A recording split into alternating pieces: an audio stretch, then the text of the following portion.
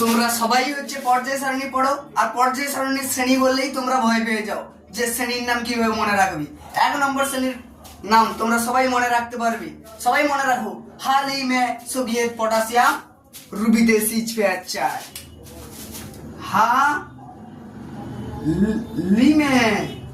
हाल ही में Soviet potassium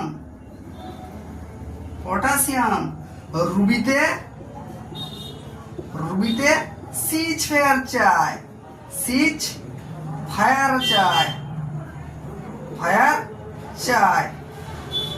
তাহলে হা মানে কি? হা মানে